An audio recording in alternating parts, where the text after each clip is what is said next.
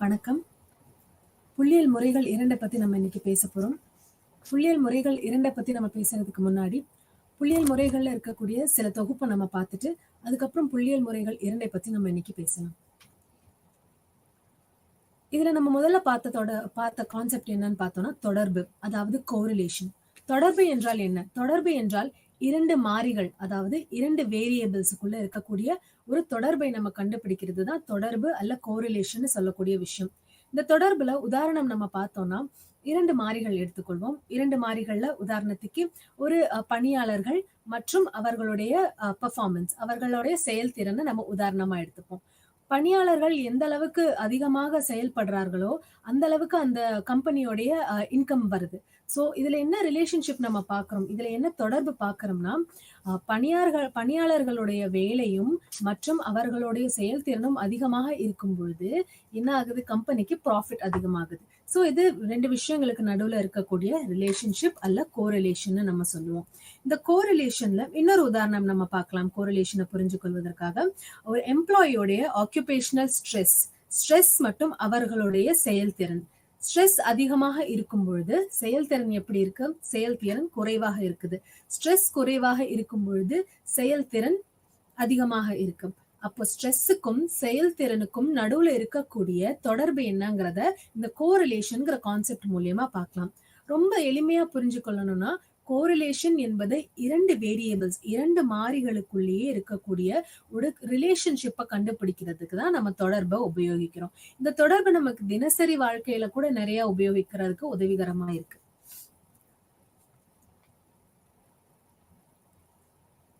அடுத்து நம்ம இதுல இன்னொரு உதாரணம் பார்க்கணும்னா, சைக்கலாஜிக்கல் வெல்பீயிங் மற்றும் ஜாப் சாட்டிஸ்பாக்சன். எந்த அளவுக்கு உளவியல் நல்வாழ்வு இருக்குதோ அந்த அளவுக்கு வேலை திருப்தி இருக்கும். உளவியல் நல்வாழ்வு அதிகமாக இருக்கு, சைக்கலாஜிக்கல் வெல்பீயிங் அதிகமாக இருக்குன்னா வேலையில இருக்கக்கூடிய திருப்தியும் அதிகமாக இருக்கும், ஜாப் சாட்டிஸ்பாக்சனும் அதிகமாக இருக்கும். இந்த மாதிரி நம்ம நிறைய உதாரணங்கள் அடுக்கிக் கொண்டே போகலாம்.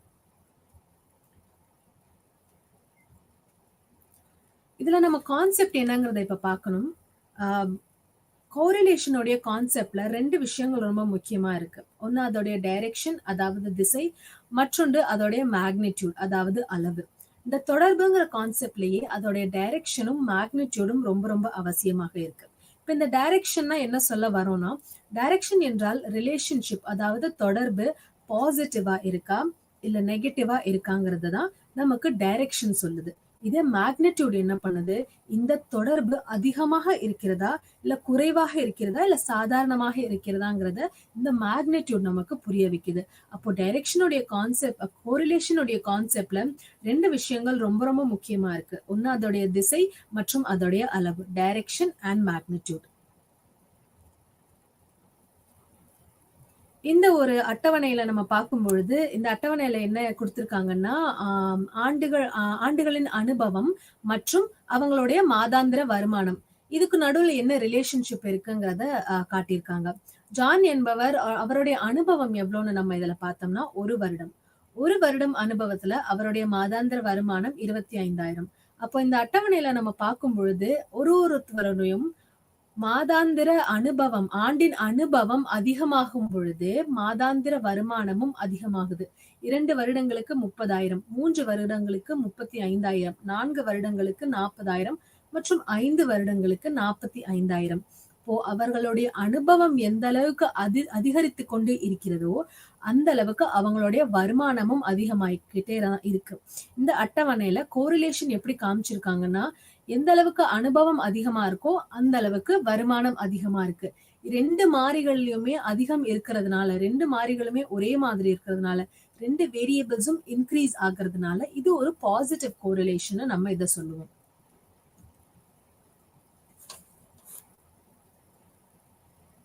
அடுத்து நம்ம இதுல பார்க்கக்கூடியது நெகட்டிவ் கோரிலேஷனுக்கான ஒரு உதாரணத்தை நம்ம இப்ப இங்க பார்க்கலாம். இதுல என்ன கொடுத்திருக்காங்கன்னா, பயிற்சி மணியின் பயிற்சி மற்றும் பிழைகள். எவ்வளவு அதிகமாக பயிற்சி இருக்கிறதோ அவ்வளோ பிழைகள் குறைந்து கொண்டே வரும். நம்ம படிக்கிறோம், பரீட்சைக்காக படிக்கிறோம்னா, நம்ம எவ்ளோ அதிகமாக படிப்பிற்காக நேரம் செலவிடுகிறோமோ, அவ்ளோ நம்மளுடைய பிழைகள் குறைந்து கொண்டே வரும் இல்லையா? சோ அததான் இந்த அட்டவணையில காமிச்சிருக்காங்க. இது நெகட்டிவ் கோரிலேஷன்க்கான ஒரு உதாரணம். இப்போ 4 மணி நேரம் பயிற்சி செய்றாங்கன்னா, அவர்களுக்கு பிழைகள் 20 பிழைகள் இருக்கு. அதே 5 மணி நேரம் 5 மணி நேரம் என்றால் அதிகமாயிருக்கு இல்லையா? பயிற்சியின் மணி நேரம் அதிகரித்திருக்கிறது. பயிற்சியின் மணி நேரம் அதிகரிச்சிருக்கும்போது, பிழைகள் குறையுது. 7 மணி நேரம்ங்கும்போது பிழைகள் 8 ஆயிருது. ஒரே மணி நேரம்ங்கும்போது பிழைகள் 30 இருக்கு. சோ எண்ணிக்கையில நம்ம பயிற்சியுடைய நேரம் எவ்வளவு குறையுதோ, அவ்வளவு பிழைகள் அதிகமா இருக்கு. எண்ணிக்கையில பயிற்சியுடைய நேரம் எவ்வளோ அதிகமாக இருக்கிறதோ, பிழைகள் அவ்வளோ கம்மியா இருக்கு. இதுக்கான நெகட்டிவ் கோரிலேஷன்க்கான ஒரு பெஸ்ட் எக்ஸாம்பிள் இத நம்ம எடுத்துக்கலாம். எவ்வளவு பயிற்சியின் மணி நேரம் அதிகமா ஸ்பெண்ட் பண்றாங்களோ, அவ்ளோ பிழைகள் குறையுது. சோ ஒரு மாறி அதிகமாகும் பொழுது, மற்றொரு மாறி குறையுது. ஒரு வேரியபிள் இன்கிரீஸ் ஆகும் பொழுது, மற்றொரு வேரியபிள் ரெடியூஸ் ஆகுது.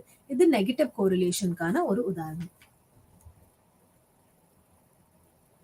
நம்ம இதுக்கு முன்னாடியே பேசின மாதிரி தான் 2 மாறிகளுக்குள்ளேயே இருக்கக்கூடிய உறவை நம்ம திசை மற்றும் அளவுல மெஷர் பண்றோம். இதோடைய ஒரு முக்கியமான லிமிட்டேஷன் என்னன்னு நம்ம பார்க்கும் பொழுது, கோரிலேஷன் அல்ல தொடர்பு நமக்கு 2 விஷயங்களுக்குள்ள 2 மாறிகள் 2 வேரியபிள்ஸ்குள்ள இருக்கக்கூடிய ரிலேஷன்ஷிப்பை கண்டுபிடிக்கிறதுக்கு ரொம்ப ரொம்ப உதவிகரமா இருக்கு. ஆனா அந்த மாறிகளுக்குள்ள இந்த ரிலேஷன்ஷிப் ஏன் வருது, அதுக்கான காரணத்தையும் அதுக்கான காசையும் நமக்கு கோரிலேஷன் கண்டிப்பா சொல்லாது. இது கோரிலேஷனுடைய ஒரு மிகப்பெரிய லிமிட்டேஷன்.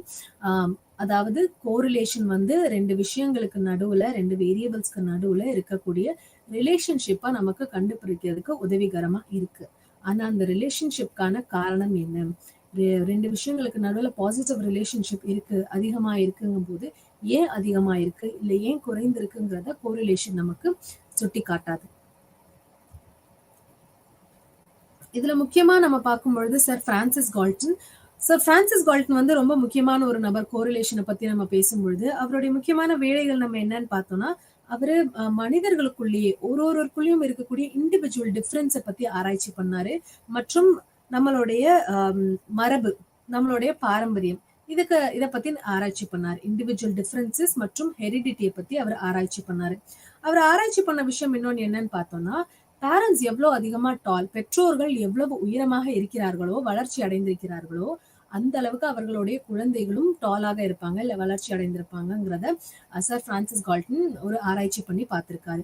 அப்போ பேரண்ட்ஸ் எவ்வளவு டாலா இருக்காங்களோ, பெற்றோர்கள் எவ்வளவு உயரமாக இருக்கிறார்களோ, அவர்களுடைய குழந்தைகளும் அவ்வளவு உயரமாக இருக்கும் பட்சத்தில் அதை நம்ம பாசிட்டிவ் கோரிலேஷன் சொல்லுவோம். அப்படி இல்லைங்கிற பட்சத்துல நம்ம அதை நெகட்டிவ் கோரிலேஷன் சொல்லுவோம். பெற்றோர் மற்றும் அவர்களின் குழந்தைகளின் உயரம், இதை பத்தி அவர் ஆராய்ச்சி பண்ணியிருக்காரு. உயரமான பெற்றோர்களுக்கு உயரமான குழந்தைகளும் உள்ளார்கள்ங்கிறதையும் அவர் கண்டுபிடிச்சிருக்காரு. அடுத்து நம்ம பாக்குறது கார்ல் பியர்சன் அவர்கள் கோரிலேஷனுக்கான ஒரு மேத்தமெட்டிக்கல் ப்ரொசீஜரை கண்டுபிடிச்சிருக்காரு. அவர் என்ன பண்ணிருக்காருன்னா, இவர் லீனியர் கோரிலேஷன் மற்றும் நான் லீனியர் கோரிலேஷனை பத்தி பேசியிருக்காரு. லீனியர் கோரிலேஷனை பத்தி நம்ம இப்ப பேச போறோம். கோரிலேஷனை 2 வகையாக இவங்க பிரிச்சிருக்காங்க. ஒன்று லீனியர் கோரிலேஷன் மற்றும் மற்றொன்றது நான் லீனியர் கோரிலேஷன். நேரியல் தொடர்பு, நேரியல் அல்லாத தொடர்பு. நேரியல் தொடர்பு என்றால் லீனியர் கோரிலேஷன், நேரியல் அல்லாத தொடர்பு என்றால் நான் லீனியர் கோரிலேஷன். இப்ப நேரியல் தொடர்புல என்ன இருக்குங்கிறத பார்ப்போம். நேரியல் தொடர்பை புரிஞ்சுக்கிறதுக்கு முன்னாடி இந்த ஒரு படத்தை நம்ம பார்க்கும் பொழுது ரொம்ப எளிமையா நம்ம புரிஞ்சுக்கலாம். நேரியல் தொடர்பு அதாவது லீனியர் கோரிலேஷன், நம்ம கிராஃப் நிறைய விஷயத்துக்கு உபயோகிப்போம் இல்லையா? அதே மாதிரி கிராஃப்ல நம்ம கிட்ட இருக்கக்கூடிய ரா டேட்டா, நம்ம கிட்ட இருக்கக்கூடிய புள்ளிகளை நம்ம இந்த கிராஃப்ல வைக்கும் பொழுது அந்த புள்ளிகளுக்கு நடுவுல நம்ம இந்த மாதிரி ஸ்ட்ரெயிட் லைன் வரைய முடியணும். இப்ப இந்த படத்துல பாத்தீங்கன்னா நிறைய புள்ளிகள் இருக்கு இல்லையா? முதல் படத்துல லீனியர் கோரிலேஷன்ங்கிற இடத்துல நிறைய புள்ளிகளை வச்சிருக்காங்க அந்த கிராஃப்ல. அந்த புள்ளிகளுக்கு இடையே நம்மளால ஒரு ஸ்ட்ரெயிட் லைன் வரைய முடியுது. நம்மளால புள்ளிகளுக்கு இடையே ஸ்ட்ரெயிட் லைன் வரைய முடியுங்கிற பட்சத்துல அது லீனியர் கோரிலேஷனாக நம்ம அதை குறிப்பிடுவோம். அடுத்து நான் லீனியர் கோரிலேஷன் பார்த்தோம்னா, நான் லீனியர் கோரிலேஷன்ல 2 மாறிகள், வேரியபிள் ஏ மற்றும் வேரியபிள் பி, எக்ஸ் ஆக்சிஸ்ல இருக்கக்கூடியதும் y ஆக்சிஸ்ல இருக்கக்கூடிய மாறிகளுக்கும் நடுவில் இருக்கக்கூடிய ரிலேஷன்ஷிப் எப்படி இருக்கும்னா ஸ்ட்ரெயிட்டாக இருக்காது. நான் லீனியர், அதனாலதான் நம்ம அதை குறிப்பிடுவோம். அது கர்வி லீனியராக இருக்கும், வளைந்திருக்கும். அதுதான் நான் லீனியர் கோரிலேஷன். லீனியர் கோரிலேஷன்ல புள்ளிகளுக்கிடையே ஒரு நேர்கோடு நம்மளால வரைய முடியும். அது லீனியர் கோரிலேஷன். ஆனா நான் லீனியர் கோரிலேஷன்ல புள்ளிகளுக்கிடையே நம்மளால நேர்கோடு வரைய முடியாது. லீனியர் கோரிலேஷன்ல இன்னொரு விஷயம் நம்ம பார்த்தோம்னா, கோடு எப்பொழுதும் நேராகத்தான் இருக்க வேண்டும்ங்கிற அவசியம் இல்ல. கோடு மேல இருந்து கீழே கூட வரலாம். அதுவும் லீனியர் கோரிலேஷன் தான். இதுல காமிச்சிருக்கிறது பாசிட்டிவ் கோரிலேஷன்ங்கிறதுனாலதான் ஒரு புள்ளிகளும் அதிகமாயிக்கிட்டே போகுது. நம்ம பார்த்தோம்னா எக்ஸ் ஆக்சிஸ் மற்றும் ஒய் ஆக்சிஸ்ல நம்ம வச்சிருக்கக்கூடிய புள்ளிகள் அதிகமாயிக்கிட்டே போகும் பட்சத்துல இது கீழிருந்து மேல் நோக்கி நேர்கோடாக இருக்கிறது. இது பாசிட்டிவ் கோரிலேஷன்ஷிப்பை குறிக்குது. இதே மேலிருந்து கீழ் நோக்கி இருந்துச்சுன்னா அது நெகட்டிவ் கோரிலேஷன்ஷிப்பை குறிக்கும். அது நம்ம அடுத்து வரக்கூடியதுல பார்ப்போம். ஸோ லீனியர் கோரிலேஷன் மற்றும் நான் லீனியர் கோரிலேஷனுக்குள்ள இருக்கக்கூடிய வித்தியாசம் இதுதான். லீனியர் கோரிலேஷன்ல புள்ளிகளுக்கு நடுவே ஒரு நேர்கோடு நம்மளால வரைய முடியுங்கிற பட்சத்துல அது லீனியர் கோரிலேஷனாக நம்ம குறிப்பிடுவோம். புள்ளிகளுக்கு இடையே நேர்கோடு வரைய முடியாது, அந்த கோடு வளைந்திருக்குங்கிற பட்சத்துல அது நான் லீனியர் கோரிலேஷன் அதை நம்ம குறிப்பிடுவோம்.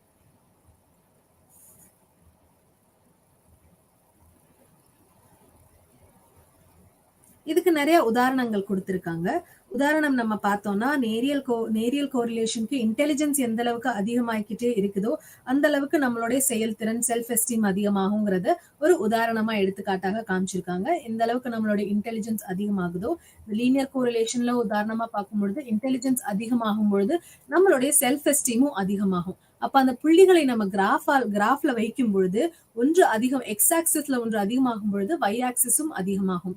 ஒரு வேரியபிள் அதிகமாகும் பொழுது மற்றொரு வேரியபிளும் அதிகமாகும் பட்சத்துல நம்மளால ஒரு நேர்கோடு வரைய முடியும். அது இதுக்கான ஒரு உதாரணம் இங்க கொடுத்திருக்காங்க. நேரியல் அல்லாத தொடர்பை நம்ம பார்த்தாச்சு. அடுத்து நம்ம டைரக்ஷன் மற்றும் மேக்னிடியூட பத்தி பார்க்க போறோம். டைரக்ஷன் என்றால் அதோடைய திசை மற்றும் மேக்னிடியூட் என்றால் அதோடைய அளவு.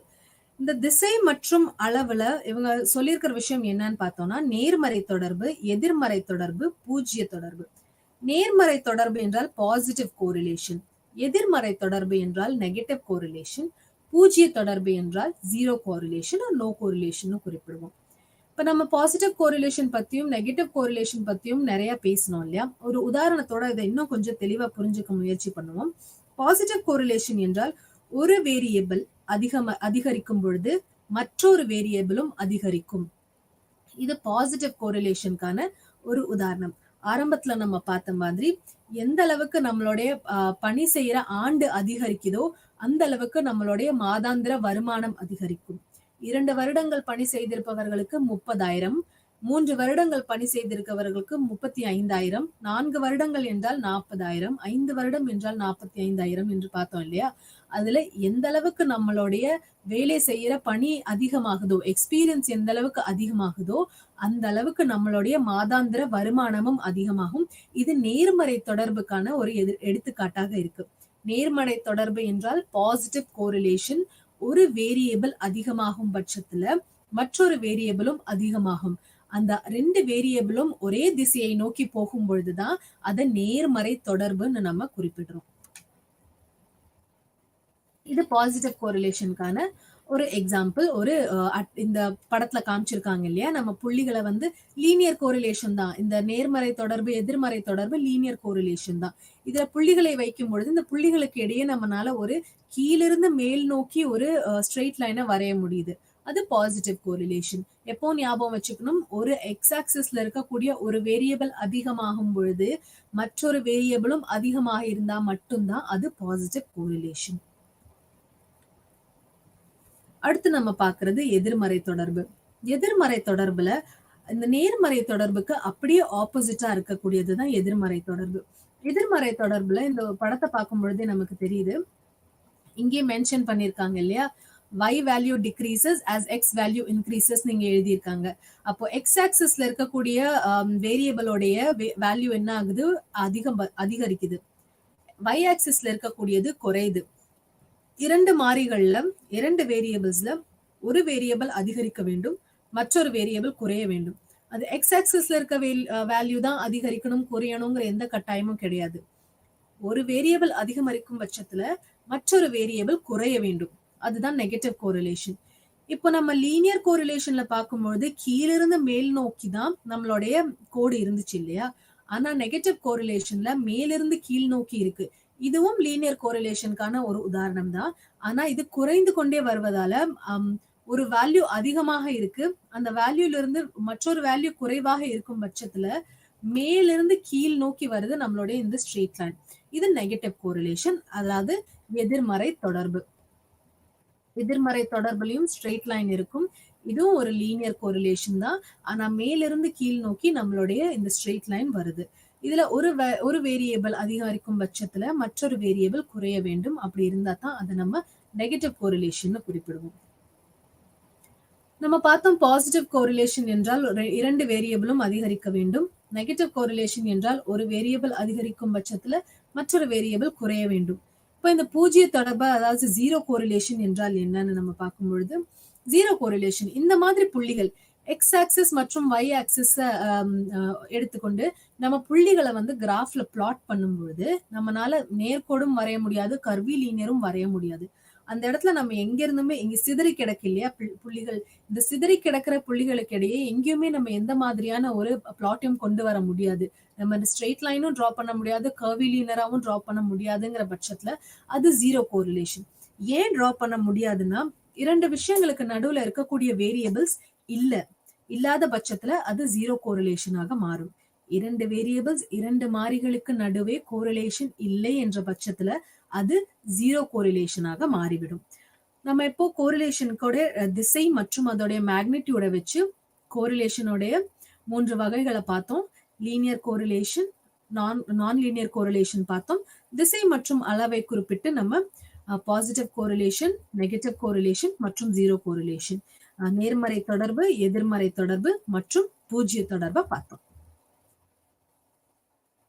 இது மூணுமே சேர்த்து ஒரு உதாரணமா கொடுத்திருக்காங்க. பாசிட்டிவ், நெகட்டிவ் மற்றும் நோ கோரிலேஷன். இதுல நம்மளால தெளிவா தெரியுது, கீழ இருந்து மேல் நோக்கி போறது பாசிட்டிவ், மேல இருந்து கீழ் நோக்கி வர்றது நெகட்டிவ் மற்றும் எந்த இதுவுமே இல்லாம இருக்கிறது நோ கோரிலேஷன்.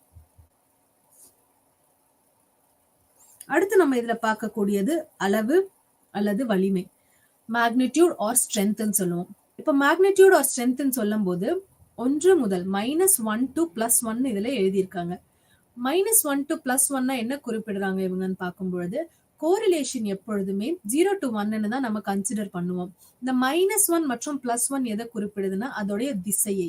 -1 என்றால் அது நெகட்டிவ் சைட்ல இருக்கிறது, +1 என்றால் அது பாசிட்டிவ் சைட்ல இருக்குது. கோரிலேஷன் +1 இருக்கும் பொழுது அது ரொம்ப ரொம்ப ஸ்ட்ராங்கான கோரிலேஷனா இருக்கு. அதோடைய வலிமை எவ்வளவு இருக்குன்னு பார்த்தா ரொம்ப அதிகமாக இருக்கு. இதே 0.1, 0.2, 0.3 அப்படின்னு வரும்பொழுது அதோடைய வலிமை எவ்வளவு இருக்கு, குறைவாக இருக்குது. இந்த மைனஸ் மற்றும் பிளஸ்ங்கிறது அதோடைய திசையை தான் குறிக்குதே தவிர அதோடைய ஸ்ட்ரென்த்தை இந்த சிம்பிள்ஸ், இந்த சைன் வந்து குறிப்பிடாது. அப்போ கோரிலேஷனுடைய மேக்னிடியூடோ இல்ல அளவோ எப்படின்னு நம்ம பார்க்கும் பொழுது -1ல இருந்து +1க்குள்ள குறிப்பிடுவோம். ஆனா மைனஸ் மற்றும் பிளஸ்ங்கிறது அதோடைய திசையை தான் குறிப்பிடுது. +1 கோரிலேஷன் இருந்துச்சுன்னா மிக மிக ஸ்ட்ராங் கோரிலேஷன் நம்ம அதை சொல்லலாம், மிக மிக வலிமை வாய்ந்த கோரிலேஷன் நம்ம அதை குறிப்பிடலாம். இங்க கோரிலேஷனுக்கான அட்டவணை கொடுத்திருக்காங்க. இந்த கோரிலேஷனுக்கான அட்டவணையில நம்ம பார்த்தோம்னா 0.91ல இருந்து 0.99க்குள்ள இருக்கக்கூடியது பார்த்தோம்னா வெரி ஹை கோரிலேஷன், தொடர்பு என்பது மிக மிக உயரமாக இருக்குதுன்னு இதுலயே மென்ஷன் பண்ணிருக்காங்க.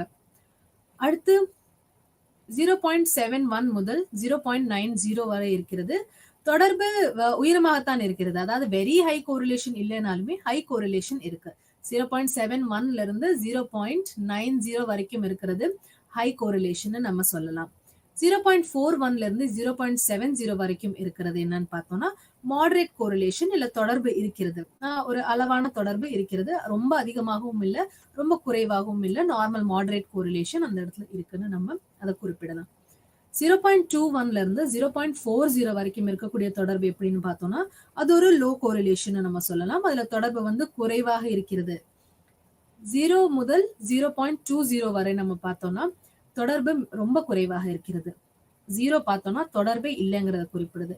+1 இருக்கு இல்ல -1 இருக்குங்கும் போது தொடர்பு ரொம்ப ரொம்ப அதிகமா இருக்கு. பெர்ஃபெக்ட் கோரிலேஷன் நம்ம சொல்லுவோம். ஒரு மிகச்சரியான ஒரு தொடர்பு இந்த 2 வேரியபிளுக்குள்ளே இருக்கு. அது பாசிட்டிவ் கோரிலேஷனாக இருக்கலாம், இல்லை நெகட்டிவ் கோரிலேஷனாக இருக்கலாம். இந்த பிளஸ் மற்றும் மைனஸ் என்ற குறிகள் எதை குறிப்பிடுதுன்னா, அதோடைய திசையை குறிப்பிடுது. அது பாசிட்டிவாக இருக்கா, நெகட்டிவாக இருக்காங்கிறது தான் குறிப்பிடுது. பிளஸ் 1 இருந்தாலும் அது பெர்ஃபெக்ட் தான், மைனஸ் 1 இருந்தாலும் பெர்ஃபெக்ட் தான். பிளஸ் மற்றும் மைனஸ் அதோடைய திசையை குறிப்பிடுதுங்கிறது நம்ம கவனமா இருக்கணும். இது ரொம்ப மிக அவசியமான ஒரு அட்டவணை. இது நம்ம எல்லாத்துக்குமே தெரிஞ்சிருக்கணும். இந்த அட்டவணையை வச்சுதான் நம்ம 2 மாறிகளுக்குள்ளேயே இருக்கக்கூடிய கோரிலேஷனுக்கு ஒரு நம்பர் வந்துச்சுன்னா, அந்த கோரிலேஷன் எவ்வளவு அதிகமாக இருக்குதா, குறைவாக இருக்குதாங்கிறத இந்த கோஎஃபிஷியன்ட், இந்த நம்பர்ஸ் இருக்கு இல்லையா, 0.99, 0.9071, இந்த கோஎஃபிஷியன்ட்டை வச்சுதான் நம்ம கண்டுபிடிப்போம். இந்த கோஎஃபிஷியன்ட்டுக்கான விளக்கம் என்னங்கிறது நமக்கு கண்டிப்பா தெரிஞ்சிருக்கணும். அடுத்து நம்ம பார்க்கிறது சிதறல் வரைபடம், அதாவது ஸ்கேட்டர் பிளாட். சிதறல் வரைபடம் என்றால் நம்ம 2 வேரியபிள்ஸ், 2 மாறிகளை நம்ம ரா டேட்டாவை பிளாட் பண்ணுவோம் இல்லையா. பிளாட் பண்ணும் பொழுது நம்ம பிளாட்டிங் எப்படி இருக்கும்னு பார்த்தா, நம்மளுடைய இந்த புள்ளிகள் எல்லாமே சிதறி கிடக்கும். அதுதான் ஸ்கேட்டர் பிளாட். ஸோ இந்த ஸ்கேட்டர் பிளாட்ல வந்து ஒரு 2 வேரியபிள்ஸ் நம்ம புள்ளிகளாக வைக்கும் பொழுது அந்த புள்ளிகள் எப்படி இருக்கும்னா சிதறின மாதிரி இருக்கிறத நம்ம ஸ்கேட்டர் பிளாட்னு குறிப்பிடுறோம்.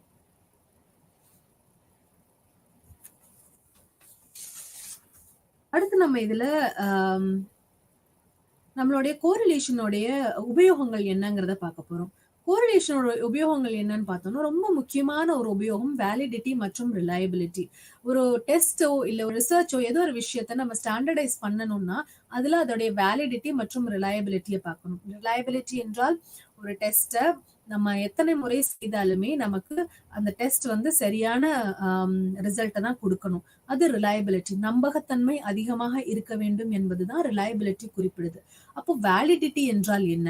வேலிடிட்டி என்றால் ஒரு டெஸ்ட் இன்டெலிஜென்ஸ்க்கான டெஸ்ட் என்றால் அது இன்டெலிஜென்ஸை மட்டும் தான் மெஷர் பண்ண வேண்டும். அது வேற ஏதோ ஒரு விஷயத்த அளவிடக்கூடாது. இன்டெலிஜென்ஸ்னா இன்டெலிஜென்ஸை தான் அளவிடணும், பர்சனாலிட்டியை அளவிடக்கூடாது. எந்த எந்த விஷயத்துக்காக அந்த டெஸ்ட்டை நம்ம உருவாக்கி இருக்கோமோ அது அந்த வேலையை மட்டும்தான் செய்ய வேண்டும். அது வேலிடிட்டி. வேலிடிட்டி மற்றும் ரிலையபிலிட்டி எந்த டெஸ்ட் நம்ம கன்ஸ்ட்ரக்ட் பண்ணாலுமே அதுல ரொம்ப ரொம்ப முக்கியமான ஒரு விஷயம். அந்த வேலிடிட்டி மற்றும் ரிலையபிலிட்டிக்கு நமக்கு இந்த தொடர்பு முறை, அதாவது கோரிலேஷன் ரொம்ப ரொம்ப உதவிகரமா இருக்கு. அடுத்து நம்ம பார்க்கும் பொழுது இதுல 2 விஷயங்களுக்கு நடுவுல ரிலேஷன்ஷிப் இருக்கா இல்லையாங்கிறத டெஸ்ட் பண்றதுக்கு உதவிகரமா இருக்கு. இப்படி டெஸ்ட் பண்ணும் பொழுது அந்த டெஸ்ட்னால நம்ம நிறைய தியரிஸ் எல்லாம் கொண்டு வரலாம். நிறைய தியரி டெவலப் பண்றதுக்கு நமக்கு இந்த கோரிலேஷன் முறை ரொம்ப உதவிகரமா இருக்கு. அடுத்து இதுல நம்ம இன்னொன்னு பார்க்கும் பொழுது, நம்ம 2 விஷயங்களை குரூப் பண்ணி வச்சிருக்கும் போது, நிறைய விஷயங்களை குரூப் பண்ணி தனித்தனியா வைத்திருக்கும் போது அதுக்குள்ள ரிலேஷன்ஷிப் இருக்காங்கிறத பாக்குறது நமக்கு கோரிலேஷன் மெத்தட் யூஸ் பண்ணி ரொம்ப உதவிகரமா இருக்கு. இதோடைய லிமிடேஷன் நம்ம பார்க்கும் பொழுது, இதோடைய லிமிடேஷன்ல முக்கியமான லிமிடேஷன் ஆல்ரெடி நம்ம பேசினது என்னன்னா, காஸ் அண்ட் எஃபெக்ட் வந்து இது நமக்கு சொல்லாது. காரணத்தையும் அதோடைய எஃபெக்டும் எப்படி இருக்குங்கிறத நமக்கு கோரிலேஷன் கண்டிப்பா சுட்டி காட்டாது. அதுக்கு நம்ம வேற முறைகளை தான் உபயோகிக்கணும். கோரிலேஷன்ல 2 விஷயங்களுக்கு நடுவுல தொடர்பு இருக்கா என்பதை தான் சொல்லுமே தவிர, அந்த தொடர்புக்கான காரணம் என்ன, அந்த தொடர்பு இருந்தால் அதோடைய அடுத்த எஃபெக்ட் என்ன வருங்கிறத நமக்கு கோரிலேஷன் சுட்டி காட்டாது கட்டாயமாக. தொடர்புகளின் பயன்பாடு பார்த்தோம். இந்த தொடர்புகள் மன்கோவா, மனோவா, அனோவா, ரிக்ரெஷன் இந்த மாதிரியான டெஸ்ட்ல கூட, ரிக்ரெஷன், மனோவா, மன்கோவா போன்ற டெஸ்ட்ல நம்ம கோரிலேஷனை அதிகபட்சமா உபயோகிக்கிறோம். தொடர்பின் வரம்புகள் பார்த்தோம். தொடர்பின் வரம்புகள் காஸ் அண்ட் எஃபெக்ட் ரிலேஷன்ஷிப்பை கண்டுபிடிக்கிறதுக்கு உதவிகரமா இருக்காதுங்கிறத நம்ம பார்த்தோம்.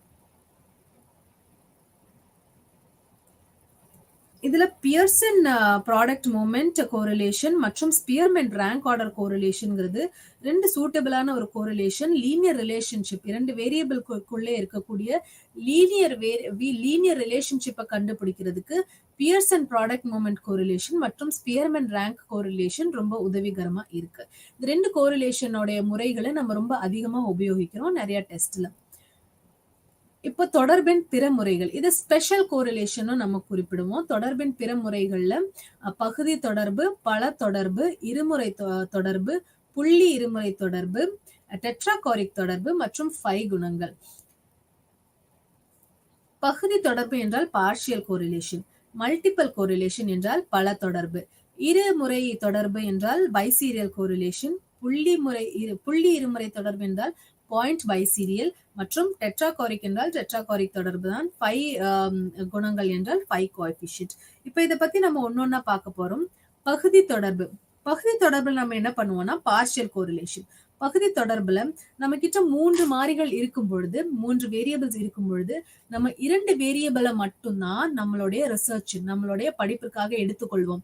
மற்றொரு மாறியை நம்ம விட்டுருவோம், எலிமினேட் செஞ்சிருவோம். அப்போ 3 வேரியபிள் இருக்கும் பொழுது 2 வேரியபிளை மட்டும் நம்ம எடுத்துக்கொண்டு அதற்குள்ளே இருக்கக்கூடிய ரிலேஷன்ஷிப்பையோ தொடர்பையோ படிப்போம். 3வதாக இருக்கக்கூடிய வேரியபிளை நம்ம விட்டு விடுவோம், ஒதுக்கி விடுவோம். இதுதான் பகுதி தொடர்பு. பகுதி தொடர்புல பகுதியாக 2 வேரியபிளை நம்ம எடுத்துக்கிட்டு அதுக்குள்ள இருக்கக்கூடிய தொடர்பை கண்டுபிடிக்க முயற்சி செய்வோம். 3வதாக இருக்கக்கூடிய வேரியபிளை நம்ம எலிமினேட் செஞ்சிருவோம், இல்ல விலக்கி விடுவோம். இதுதான் பகுதி தொடர்பு. அடுத்து பல தொடர்பு. பல தொடர்பு என்றால் நிறைய விஷயங்களுக்குள்ளே இருக்கக்கூடிய தொடர்பு தான் இல்லையா பல தொடர்பு, மல்டிபிள் கோரிலேஷன்.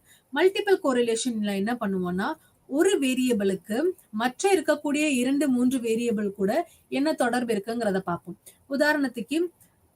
உதாரணம் நம்ம எடுத்துட்டோம்னா நம்மளுடைய ஸ்ட்ரெஸ்ஸுக்கும் நம்மளுடைய பள்ளியில பெர்ஃபார்மன்ஸ்க்கு, வீட்டுல இருக்கக்கூடியவங்க கூட நம்மளோட டைம் ஸ்பெண்ட் பண்றது, இல்ல நண்பர்களுடைய நம்ம இருக்கிறது, நம்மளோட ஸ்ட்ரெஸ், இந்த 3 விஷயத்தையும் எப்படி 3 விஷயத்துக்குள்ள என்ன கோரிலேஷன் இருக்கு, தொடர்பு இருக்கு. நம்ம ஸ்ட்ரெஸ்ஃபுல்லா இருந்தோம்னா பள்ளியில நம்மளுடைய பெர்ஃபார்மன்ஸ் குறைஞ்சிரும். வீட்டுல இருக்கவங்க கூட நம்ம அதிகமா பேச மாட்டோம். நண்பர்களோடையும் நம்ம அதிகமா தொடர்புல இருக்க மாட்டோம்.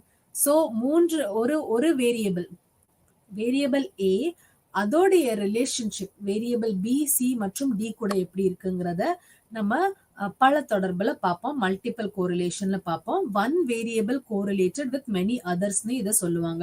ஒரு மாறி மற்ற பல மாறிகளுடைய அதோடைய தொடர்பு எப்படி இருக்குங்கிறத, அதோடைய திசை மற்றும் அதோடைய அளவு எப்படி இருக்குதுங்கிறத பல தொடர்பு மல்டிபிள் கோரிலேஷன் உபயோகிச்சு நம்ம சொல்லலாம். அடுத்து நம்ம பாக்குறது இருமுறை தொடர்பு, அதாவது பைசீரியல் கோரிலேஷன். இருமுறை தொடர்புல கண்டினியூஸ் வேரியபிள் மற்றும் ஆர்டிபிஷியலி டைகாட்டமஸ் வேரியபிளை பத்தி பார்ப்போம். கண்டினியூஸ் வேரியபிள் மற்றும் ஆர்டிபிஷியலி டைகாட்டமஸ் வேரியபிள், இது புள்ளியியல் முறைகள் 1ல நம்ம பார்த்தோம். கண்டினியூஸ் வேரியபிள் என்றால் நம்மளால புள்ளிகள்ல அதை குறிப்பிட முடியும். கண்டினியூஸ் வேரியபிள் 41.5, 45.6 இந்த மாதிரி நம்ம குறிப்பிடக்கூடிய விஷயங்கள் எல்லாமே கண்டினியூஸ் வேரியபிளாக நம்மகிட்ட இருக்கு.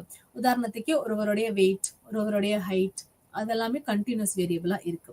இந்த கண்டினியூஸ் வேரியபிளுக்கும் ஆர்டிபிஷியலி டைகாட்டமஸ் வேரியபிளுக்கும் நடுவுல இருக்கக்கூடிய ரிலேஷன்ஷிப் இல்ல தொடர்பை பார்ப்பதுதான் இருமுறை தொடர்பு. ஆர்டிபிஷியலி டைகாட்டமஸ் வேரியபிள் என்றால் என்ன? ஆர்டிபிஷியலி டைகாட்டமஸ் வேரியபிள் என்றால், டைகாட்டமஸ் என்பது ஒரு விஷயத்தை 2ஆக நம்ம பகிர்றது.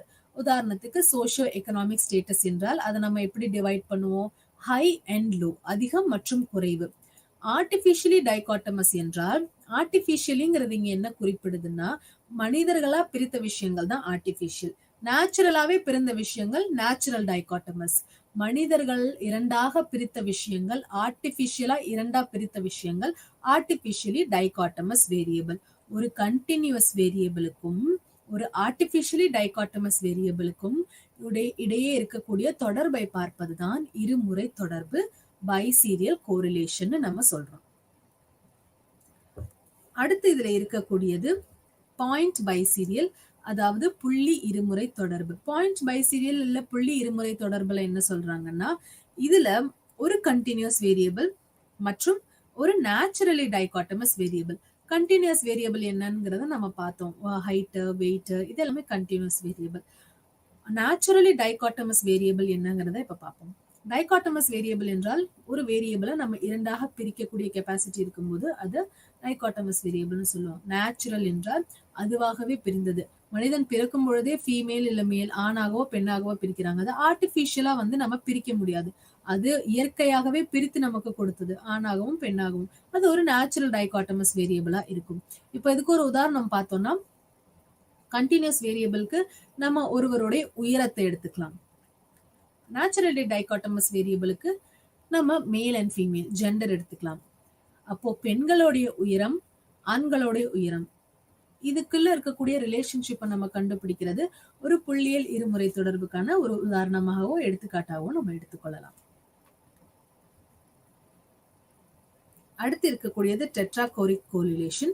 டெட்ராகோரிக் கோரிலேஷன்ல என்ன இருக்குன்னா, 2 வேரியபிளுமே ஆர்டிபிஷியலி டைகாட்டமஸாக இருக்கணும். இந்த வித்தியாசத்தை நம்ம புரிஞ்சுக்கணும். 2 வேரியபிளுமே ஆர்டிபிஷியலி டைகாட்டமஸாக இருக்கிற பட்சத்துல நம்ம அதை டெட்ராகோரிக் கோரிலேஷன் சொல்லுவோம். இப்போ இதுல டெட்ராகோரிக் கோரிலேஷன்ல 2 வேரியபிள் நம்ம கண்டிப்பா எடுக்கணும். அது ரெண்டுமே ஆர்டிபிஷியலி டைகாட்டமஸாகத்தான் இருக்க வேண்டும். இயற்கையாக பிரிக்கப்படாத விஷயங்களை தான் நம்ம இதுல எடுக்கணும். அடுத்து 5 குணங்கள் அல்லது 5 கோஎஃபிஷியன்ட். இந்த 5 கோஎஃபிஷியன்ட்ல நம்ம என்ன பார்ப்போம்னா, இதுல 2 வேரியபிளுமே நேச்சுரலி டைகாட்டமஸ். இது ரொம்ப எளிமையா நமக்கு புரியும். டெட்ராகோரிக்ல 2 வேரியபிள் 2 மாறிகளுமே ஆர்டிபிஷியலி டைகாட்டமஸாக இருக்க வேண்டும். மற்றும் 5 குணத்துல நம்ம கிட்ட இருக்கக்கூடிய 2 வேரியபிள் 2 மாறிகளுமே எப்படி இருக்கணும்னா நேச்சுரலி டைகாட்டமஸாக இருக்க வேண்டும். இதுதான் நம்ம இப்ப பார்த்த ஸ்பெஷல் கோரிலேஷன். இப்ப இந்த ஸ்பெஷல் கோரிலேஷனுக்கு அப்புறம் நம்ம பார்க்கக்கூடிய விஷயம் என்னன்னா, ரொம்ப அவசியமா நமக்கு தெரிஞ்சுக்க வேண்டிய விஷயம் நார்மல் ப்ரோபாபிலிட்டி கர்வ். இந்த கிராஃப்ல நம்ம எந்த விஷயத்தையும் ரெப்ரசென்ட் பண்ணும்பொழுது அது நார்மல் ப்ரோபாபிலிட்டி கர்வாகவோ இல்ல நான் நார்மல் ப்ரோபாபிலிட்டி கர்வாகவோ இருக்கிறதுக்கான வாய்ப்பு இருக்கு. இப்ப நார்மல் ப்ரோபாபிலிட்டி கர்வ் என்றால் என்னங்கிறத நம்ம பார்க்கிறோம். ஒரு நிகழ்வுக்கான வாய்ப்பு, சான்ஸ் ஆஃப் லைக்லிஹுட், அதுதான் ஒரு ப்ரோபாபிலிட்டின்னு நம்ம சொல்றோம் இல்லையா. ப்ரோபாபிலிட்டி என்றால் 50-50% தான். நம்ம நினைக்கிறது நடக்கலாம், நடக்காமையும் போகலாம். ஒரு காயின் நம்ம சுண்டி விடும் பொழுது அதுல 2 பக்கத்துல எந்த பக்கம் வேணாலும் வரலாம். சோ அங்க ஒரு ப்ரோபாபிலிட்டி தான் நம்ம உபயோகிக்கிறோம். அதே மாதிரி தான் நார்மல் ப்ரோபாபிலிட்டி கர்வ்லயும் ப்ரோபாபிலிட்டி என்றால் சான்ஸ் ஆர் லைக்லிஹுட்னு நம்ம சொல்றோம். நிகழ்வுக்கான வாய்ப்பு இருக்கு, இல்ல வாய்ப்பு இல்லாமையும் இருக்கலாம். இப்ப இதுல ப்ரோபாபிலிட்டி ரேஷியோவை நம்ம டினோட் பண்ணணும். ப்ரோபாபிலிட்டி ரேஷியோ அதாவது விகிதம், நிகழ்விற்கான விகிதத்தை நம்ம இதுல பார்க்கணும். நிகழ்விற்கான விகிதத்தை பார்க்கும் பொழுது முதல்ல இருக்கக்கூடியது டிசையர்ட் அவுட்கம்ஸ், அதாவது விரும்பிய விளைவு அல்ல விளைவுகள். விரும்பிய விளைவுகள் டிவைடட் பை என்ன நடக்குதுன்னா total number of outcomes. Total number of outcomes நிகழ்வின் முடிவுகள். அப்போ நிகழ்வுக்கான விகிதத்தை நம்ம எப்படி கண்டுபிடிக்கலாம்னா, விரும்பிய விளைவுகள் டிவைடட் பை மொத்த எண்ணிக்கை, நிகழ்விற்கான மொத்த எண்ணிக்கை. Outcome desired outcomes divided by total number of events. இதை வச்சு நம்ம ஒரு நிகழ்விற்கான விகிதத்தை ப்ரோபாபிலிட்டி ரேஷியோவை கண்டுபிடிக்கலாம். நிகழ்விற்கான விகிதம் நம்ம பார்த்தோம்னா 0ல இருந்து 1 வரைக்கும் இருக்கலாம். அதோடைய ரேஞ்ச் ப்ரோபாபிலிட்டி ரேஞ்ச் எவ்வளோன்னு பார்த்தோம்னா ப்ரோபாபிலிட்டி ரேஷியோட ரேஞ்ச் 0 to 1ன்னு நம்ம சொல்லணும்.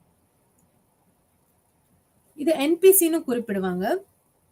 இந்த என்பிசில 2 பேராமீட்டர்ஸ் இருக்கு, ரொம்ப முக்கியமானது. ஒன்னு மீன் மற்றும் இன்னொன்னு வேரியன்ஸ்.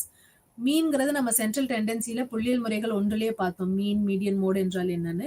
இங்க நம்ம மீனை கணக்குல எடுத்துப்போம் மற்றும் வேரியன்ஸ் கணக்குல எடுத்துப்போம். இந்த மீன் மற்றும் வேரியன்ஸ் தான் நார்மல் ப்ரோபாபிலிட்டி கர்வ் டிட்டர்மைன் பண்ணக்கூடிய 2 முக்கியமான பேராமீட்டர்ஸ்.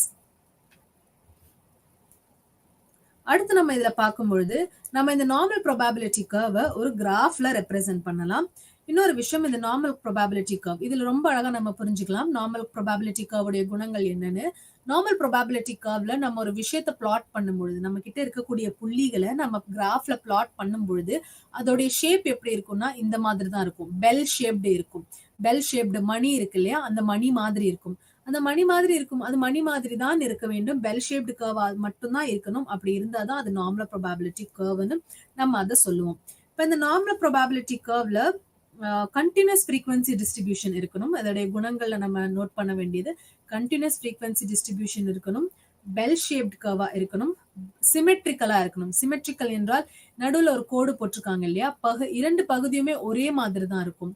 அதை பாதியா பிரிக்கிறதும் மற்றொரு பாதியும் ஒரே மாதிரி தான் இருக்கணும்.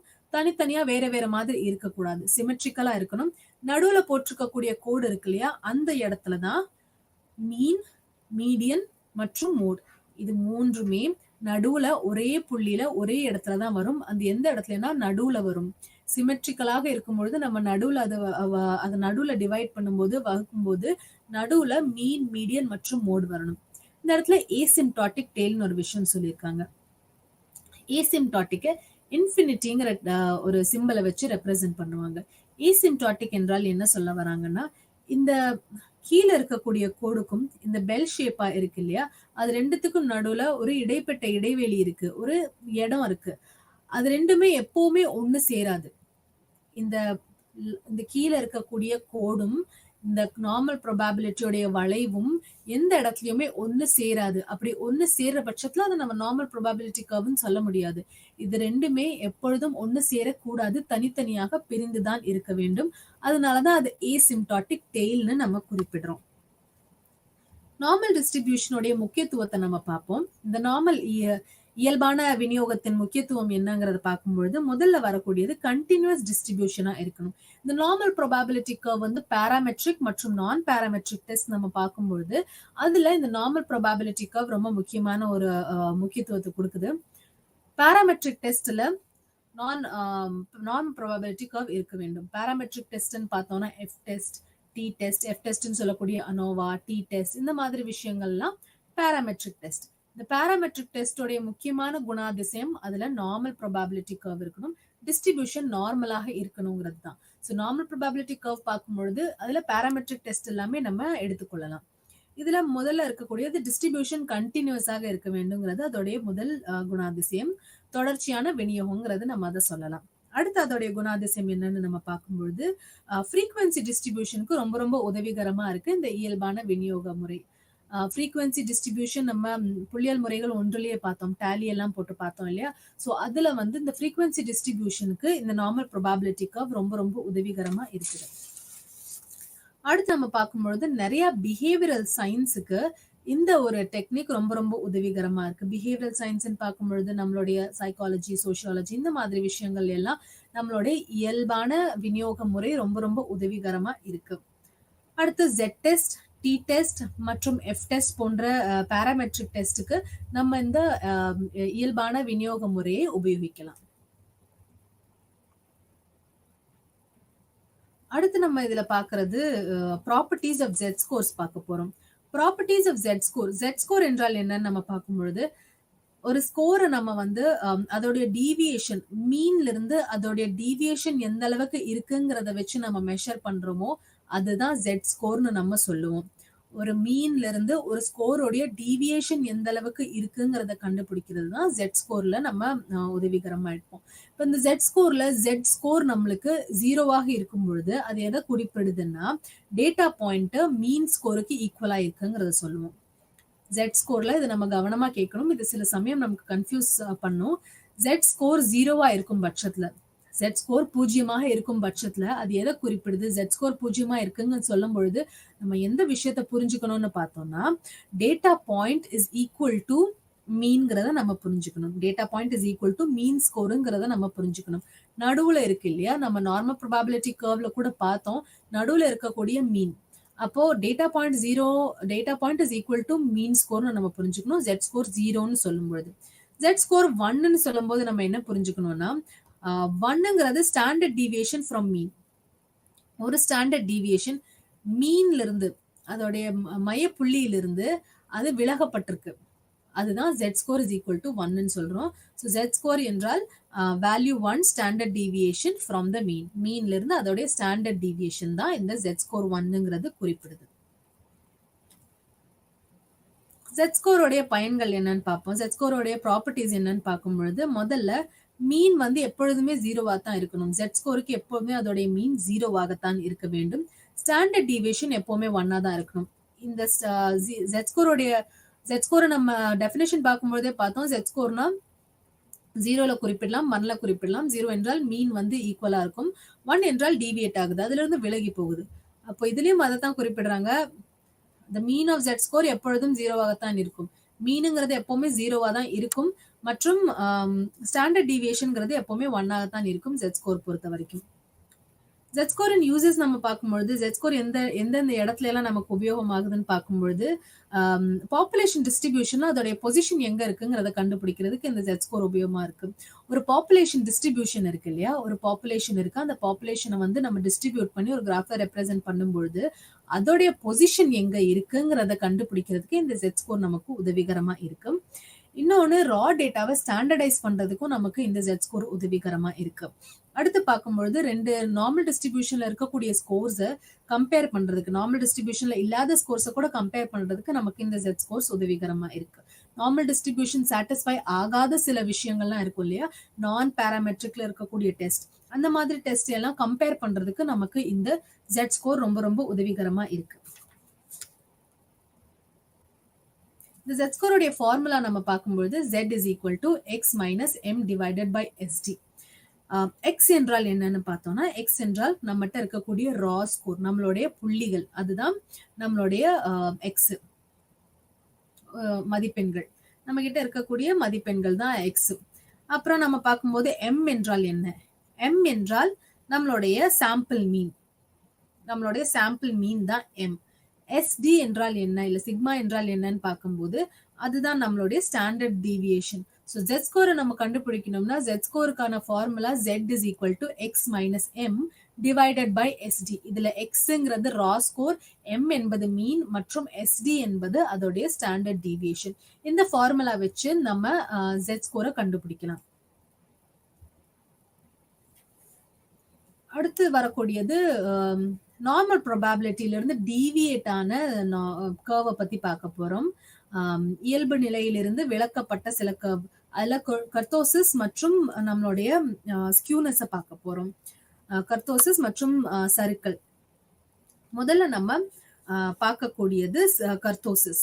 கர்த்தோசிஸ் என்றால் இதுக்கு ஒரு படத்தை வச்சு நம்ம ரொம்ப எளிமையா புரிந்து கொள்ளலாம். கர்த்தோசிஸ் என்றால் என்ன சொல்ல வராங்கன்னு பார்க்கும்போது, இந்த டெய்ல் இருக்கு இல்லையா, இந்த டெய்ல் என்றால் அது வால் மாதிரி இருக்கு இல்லையா. நார்மல் ப்ரொபாபிலிட்டி கர்வ்ல 2 பக்கமுமே ஈக்குவலா இருக்கு, 2 பக்கமுமே வால் நீண்டுதான் இருக்கு. ஒரு பக்கம் நீண்டதும் இன்னொரு பக்கம் குறைவு மாதிரியும் இல்ல. நடுவுல இருக்கக்கூடிய நார்மல் ப்ரொபாபிலிட்டி டிஸ்ட்ரிபியூஷன்ல இரண்டுமே ஒரே மாதிரி தான் இருக்கு.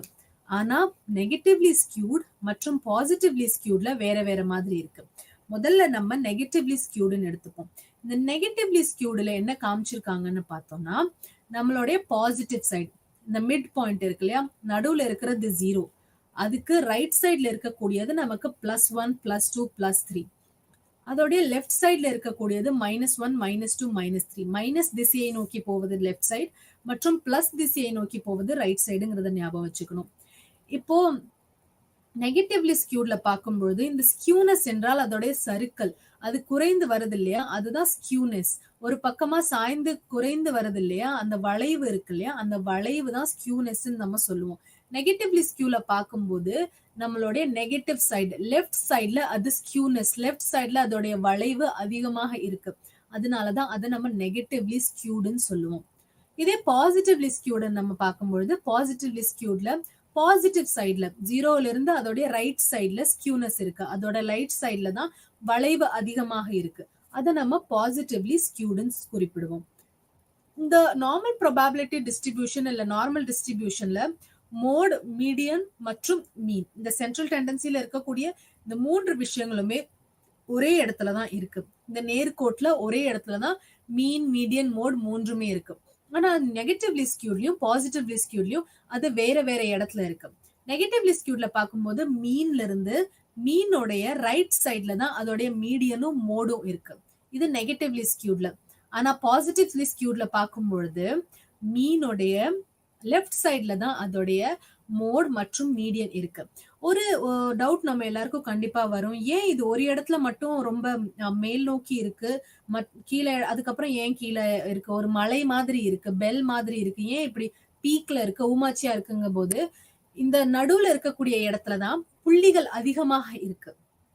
நடுவுல புள்ளிகள் அதிகமா இருக்கிறதுனாலதான் அது ஒரு மலை மாதிரி இருக்கு, ஒரு பீக் மாதிரி இருக்கு. மற்ற சைட்ல எல்லாம் புள்ளிகள் குறைந்து கொண்டே வர்றதுனால, டேட்டா வந்து மற்ற சைட்ல கம்மியா இருக்கிறதுனாலதான் அங்க வளைவா இருக்கு. எந்த இடத்துல பீக் இருக்கோ, எந்த இடத்துல கூமாச்சியா இருக்கோ அந்த இடத்துல புள்ளிகள் அதிகமாக இருக்குங்கிறத நம்ம புரிந்துக்கணும்.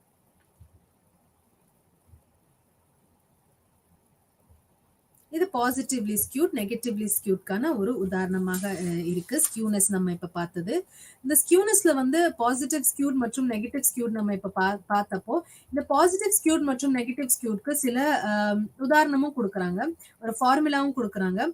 இந்த பாசிட்டிவ் ஸ்கியூட் நெகட்டிவ் ஸ்கியூடோட ஃபார்முலா நம்ம பார்த்தோம்னா SK is equal to 3 m minus md divided by sd. இதுல sk என்பது ஸ்கியூனஸ், sk என்பது ஸ்கியூனஸ், அதுல m என்பது மீன் மற்றும் md என்பது மீடியன். அப்போ sk is equal to 3 into m minus md divided by நம்மளுடைய ஸ்டாண்டர்ட் டீவியேஷன் sd. இதுல sk என்பது ஸ்கியூனஸ் மற்றும் m என்பது மீன், md என்பது மீடியன் மற்றும் sd என்பது ஸ்டாண்டர்ட் டீவியேஷன். இன்னொரு ஃபார்முலா நம்ம பார்க்கும்போது sk is equal to p90 plus p10 divided by 2 minus p50. இதுல sk என்பது திரும்ப ஸ்கியூனஸ் தான், p90 என்பது 90th percentile 90வது percentile, p10 என்பது 10th percentile மற்றும் p50 என்பது 50வது percentile. பர்சன்டைலுக்கும் பர்சன்டேஜ்க்கும் என்ன வித்தியாசங்கிறத நம்ம வந்து புள்ளியல் முறைகள் ஒன்றிலேயே பார்த்தோம். பர்சன்டேஜ் என்றால் மற்றவர்களுடைய புள்ளிகளை நம்ம கணக்குல எடுத்துக்க மாட்டோம். ஆனா பர்சன்டைலுங்கிறது மற்றவர்களுடைய புள்ளிகளை நம்ம கணக்குல எடுத்து நம்மளுடைய புள்ளிகளை கொண்டு வருவது பர்சன்டைல். அப்போ இதுதான் ஸ்கியூனஸ்க்கான ஒரு உதாரணம். இது ஸ்கியூனஸ் என்றால் என்னங்கிறத நம்ம பார்த்தோம். பாசிட்டிவ் ஸ்கியூனஸ், நெகட்டிவ் ஸ்கியூனஸ்ங்கிற விஷயத்த நம்ம பார்த்தோம். இதுல அடுத்து நம்ம பார்க்கக்கூடிய விஷயம் வந்து கர்டோசிஸ்ல லெப்டோகர்டிக் மற்றும் மீசோகர்டிக் மற்றும் பிளாட்டிகர்டிக். லெப்டோகர்டிக், மீசோகர்டிக் மற்றும் பிளாட்டிகர்டிக் என்று சொல்லும் பொழுது, லெப்டோகர்டிக்னா ஃப்ரீக்வன்சி கர்வ் நேரோவா இருக்கும், ஒரு ஊமாட்சியாக இருக்கும். இதே மீசோகர்டிக்குங்கும் போது அந்த ஊமாட்சியாக இருப்பது கொஞ்சம் குறைவா இருக்கும். லெப்டோகர்டிக் என்றால் நம்ம இந்த ஸ்கியூனஸ் உடைய உதாரணத்துல பார்க்கும் பொழுது இது ஸ்கியூனஸ்க்கான உதாரணம். ஆனா இது கர்டோசிஸ்ல பார்க்கும் பொழுது லெப்டோகர்டிக் என்றால் அந்த பீக், அந்த ஊமாட்சியாக இருக்கு இல்லையா, அந்த வளைவு ரொம்ப ரொம்ப அதிகமா இருக்கும், அது லெப்டோகர்டிக். இதே மீசோகர்டிக் என்றால் ரொம்ப அதிகமாகவும் இருக்காது, ரொம்ப குறைவாகவும் இருக்காது, நடுத்தரமாக இருக்கும்.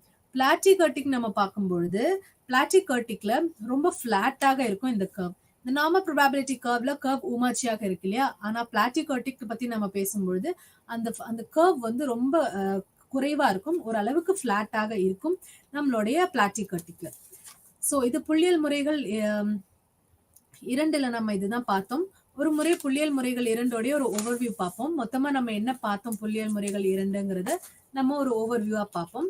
இதுல நம்ம பார்த்த விஷயங்கள்ல முதல்ல நம்ம பார்த்தது கோரிலேஷன் பார்த்தோம். கோரிலேஷன் என்றால் என்னங்கிறத நம்ம பார்த்தோம். கோரிலேஷனுடைய வகைகள் என்னங்கிறத நம்ம பார்த்தோம். கோரிலேஷனுடைய வகைகள்ல positive correlation, negative correlation, zero correlation என்றால் என்னங்கிறத பார்த்தோம்.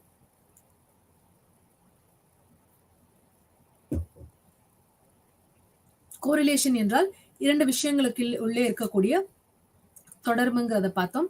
அந்த தொடர்புடைய கான்செப்ட் என்னங்கிறத பார்க்கும் பொழுது அதோடைய திசை மற்றும் அதோடைய அளவு தான் அதோடைய கான்செப்ட்.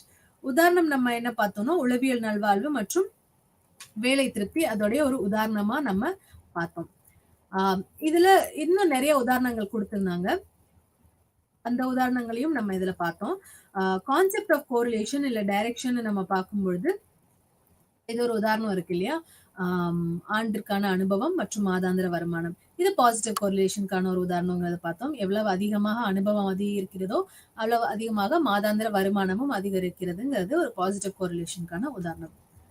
மற்றும் இது ஒரு நெகட்டிவ் கோரிலேஷனுக்கான உதாரணமாக பார்த்தோம். பணியின் பயிற்சி எவ்வளவு அதிகமாகுதோ அவ்வளவு பிழைகள் குறைந்து கொண்டே வருது. 7 மணி நேரம் பயிற்சி செய்யும் பொழுது வெறும் 8 பிழை தான் வருது. அதே ஒரே ஒரு மணி நேரம் பயிற்சி செய்யும் பொழுது 30 பிழைகள் வருது. அப்போ இது வந்து ஒரு நெகட்டிவ் கோரிலேஷனுக்கான ஒரு உதாரணமாக நம்ம பார்த்தோம். இதுல மேக்னிடியூட் மற்றும் டைரக்ஷன் ரொம்ப ரொம்ப அவசியமாக இருக்கு. மேக்னிடியூட் என்றால் அதோடைய வலிமை, இல்ல அதோட அளவு. டைரக்ஷன் என்றால் என்ன? டைரக்ஷன் என்றால் அதோடைய திசை. +1 மற்றும் -1 குறிப்பிடுறோம் இல்லையா. +1 என்றால் அதோடைய திசை ரைட் நோக்கி இருக்கு, -1 என்றால் அதோடைய திசை லெஃப்ட் நோக்கி இருக்குங்கிறது நம்ம அதோடைய திசையை வைத்து தெரிந்து கொள்ளலாம். அடுத்து நம்ம உறவு மற்றும் திசையை முடிச்சதுக்கு அப்புறம் நம்ம சர் பிரான்சிஸ் கேல்டன் அவர்கள் ரொம்ப முக்கியமான ஒருவராக இருக்காரு இந்த கோரிலேஷனை பற்றி நம்ம பேசும்பொழுது. சர் பிரான்சிஸ் கேல்டனுடைய கான்ட்ரிபியூஷன் என்ன நம்ம இதுல பார்க்கும்பொழுது அவர் என்ன பண்ணியிருக்காருன்னா, அவர் பேரண்ட்ஸ் வந்து உயரமாக இருந்தால் அவர்களுடைய குழந்தைகளும் உயரமாக இருப்பார்களா இல்லையாங்கிறத கண்டுபிடிக்க முயற்சி செஞ்சாரு. மற்றும் பெற்றோர்கள் மற்றும் அவர்களுடைய உயரத்தை வச்சு அவர் ஒரு ஆராய்ச்சி செஞ்சாரு. அந்த ஆராய்ச்சியில கண்டுபிடிக்கப்பட்ட விஷயம் என்னன்னா, பெற்றோர்கள் உயரமாக இருக்கும் பொழுது அவர்களுடைய குழந்தைகளும் உயரமாக இருப்பாருங்கிறது சர் பிரான்சிஸ் கால்டன் கண்டுபிடிச்சாரு. அடுத்து கால் பியர்சன் வந்து ரொம்ப முக்கியமான ஒருவரா இருக்காரு கோரிலேஷன்ல. கால் பியர்சனுடைய மெத்தட்னு நம்ம பார்ப்போம் இல்லையா, பியர்சன் ப்ராடக்ட் மூவ்மெண்ட் கோரிலேஷன். அது வந்து கால் பியர்சன் அவர்கள் தான் கொடுத்தாரு. இந்த கால் பியர்சன் என்ன பண்றாருன்னா, கால் பியர்சன் மேத்தமெட்டிக்கல் ப்ரொசீஜர் ஒன்று கொடுத்திருக்காரு. தொடர்புக்கான கணித செயல்முறையை முன்வைத்திருக்காரு. மேத்தமெட்டிக்கல் ப்ரொசீஜர் கொடுத்திருக்காரு கோரிலேஷனுக்கு. அதாவது அவர் ஒரு ஃபார்முலா கொடுத்திருக்காரு. கோரிலேஷனை வந்து நம்ம இந்த மெத்தட் மூலியமா, இந்த டெக்னிக் மூலியமா, இந்த ஃபார்முலாவை உபயோகிச்சு நம்ம கோரிலேஷனை கண்டுபிடிச்சுக்கலாம். கோரிலேஷனுக்காக ஒரு எண் வரும் நமக்கு கடைசியா வரும்போது. இப்போ கோரிலேஷன் 0.99 0.90 அப்படின்னு குறிப்பிடுறோம் இல்லையா, அந்த இடத்துல என்ன வருது, கோரிலேஷன் கோஎஃபிஷியன்ட் நம்ம சொல்றோம். அந்த எண்ணை வந்து கோரிலேஷன் கோஎஃபிஷியன்ட்னு சொல்றோம். 0.99 ஒரு கோரிலேஷன் கோஎஃபிஷியன்ட். இந்த கோரிலேஷன் கோஎஃபிஷியன்ட் அதோட ரிசல்ட் வந்து நம்ம கால் பியர்சன் கொடுத்த ஒரு கணித முறையை உபயோகிச்சு நம்ம தெரிஞ்சுக்கொள்ளலாம். அடுத்து நம்ம என்ன பார்த்தோம், கோரிலேஷன்ல 2 வகைகள் இருக்கு, லீனியர் கோரிலேஷன் மற்றும் நான் லீனியர் கோரிலேஷன். அதுக்கான உதாரணத்தை பார்த்தோம். லீனியர் கோரிலேஷன் இந்த படத்துல கொடுத்திருக்க மாதிரி புள்ளிகளை நம்ம வந்து கிராஃப்ல பிளாட் பண்ணும்பொழுது கீழிருந்து மேல் நோக்கி போகலாம், இல்ல மேல இருந்து கீழ் நோக்கி போகலாம். ஆனா முக்கியமான விஷயம் என்னன்னா, ஸ்ட்ரெயிட் லைனாகத்தான் இருக்கணும். அது கர்வி லீனியரா வளைவாக இருக்கக்கூடாது. கீழ இருந்து மேல் நோக்கியோ இல்ல மேல இருந்து கீழ் நோக்கியோ ஸ்ட்ரெயிட் லைனாக இருக்கும் பட்சத்துல அதை நம்ம லீனியர் கோரிலேஷன் சொல்றோம். நான் லீனியர் கோரிலேஷன்னா ஸ்ட்ரெயிட் லைனா இருக்காது, அதுல வளைவு இருக்கும். அது நான் லீனியர் கோரிலேஷன் நம்ம சொல்றோம். நேரியல் தொடர்பு மற்றும் நேரியல் இல்லாத தொடர்புங்கிறத நம்ம பார்த்தோம். அடுத்து நம்ம என்ன பார்த்தோம்னா, டைரக்ஷன் மற்றும் மேக்னிடியூட வச்சு கோரிலேஷனை 3 வகையா பிரிச்சிருக்காங்கிறத பார்த்தோம். நேர்மறை தொடர்பு, எதிர்மறை தொடர்பு மற்றும் பூஜ்ஜிய தொடர்பு. நேர்மறை தொடர்பு என்றால் பாசிட்டிவ் கோரிலேஷன், எதிர்மறை தொடர்பு என்றால் நெகட்டிவ் கோரிலேஷன் மற்றும் பூஜ்ஜிய தொடர்பு என்றால் ஜீரோ கோரிலேஷன். நேர்மறை தொடர்புல புள்ளிகளை நம்ம வந்து எக்ஸ் ஆக்சிஸ்லயும் y ஆக்சிஸ்லயும் வைக்கும் பொழுது புள்ளிகள்ல கீழிருந்து மேல் நோக்கி மட்டும்தான் அந்த கோடு நம்ம வரைய வேண்டும். ஸ்ட்ரெயிட் லைனா இருக்கணுங்கிறது ஒரு கட்டாயம் மற்றும் பாசிட்டிவ் கோரிலேஷனா இருக்கும் பட்சத்துல கீழிருந்து மேல் நோக்கி தான் இருக்கணும். இப்போ இங்க டைப்ஸ்ல கொடுத்திருக்கும் போது ஸ்ட்ராங் கோரிலேஷன், மீடியம் கோரிலேஷன் மற்றும் லோ கோரிலேஷன் ஒரு 3 விஷயம் சொல்லியிருக்காங்க. நம்ம அந்த அட்டவணையில பார்க்கும் பொழுதே +1 இருந்துச்சுன்னா அது ஸ்ட்ராங் கோரிலேஷன். இது பாசிட்டிவ் கோரிலேஷனுங்கிற பட்சத்துல இங்க பிளஸ் ஆக இருக்கணும். +1 இருந்துச்சுன்னா அது ஸ்ட்ராங் கோரிலேஷன் இல்ல பெர்ஃபெக்ட் கோரிலேஷன் நம்ம அதை குறிப்பிடலாம். மீடியம் கோரிலேஷனாக இருக்கும்போது 0.5 0.71 இருந்து இருக்கலாம் மீடியம் கோரிலேஷன். லோ கோரிலேஷன் போது 0.2 என்பது நம்ம லோ கோரிலேஷன் சொல்லுவோம். +1 பெர்ஃபெக்ட், 0.5 என்பது நம்மளுடைய மீடியம் கோரிலேஷன் மற்றும் 0.2 என்பது லோ கோரிலேஷன். பாசிட்டிவ் கோரிலேஷன்ல கவனத்துல வைக்க வேண்டிய விஷயம், கீழே இருந்து மேல் நோக்கி ஒரு ஸ்ட்ரெயிட் லைனா இருக்கணும். அந்த புள்ளிகளுக்கு நடுவிலே நம்மளால ஸ்ட்ரெயிட் லைன் வரைய முடிஞ்சா மட்டும்தான் அது பாசிட்டிவ் கோரிலேஷன். 2 வேரியபிளுக்குள்ளே கோரிலேஷன் இருக்குது. அந்த கோரிலேஷன் எப்படி இருக்குதுன்னா பாசிட்டிவா இருக்கு. ஒரு வேரியபிள் அதிகமாகும் பட்சத்துல மற்றொரு வேரியபிளும் அதிகமாகுதுங்கிறத தான் இந்த பாசிட்டிவ் கோரிலேஷன் குறிப்பிடுது. அடுத்து எதிர்மறை தொடர்பு. எதிர்மறை தொடர்பை நம்ம என்ன பார்த்தோம்னா, எதிர்மறை தொடர்புல ஒரு வேரியபிள் அதிகரிக்கும் பட்சத்துல மற்றொரு வேரியபிள் குறைந்து விடுது.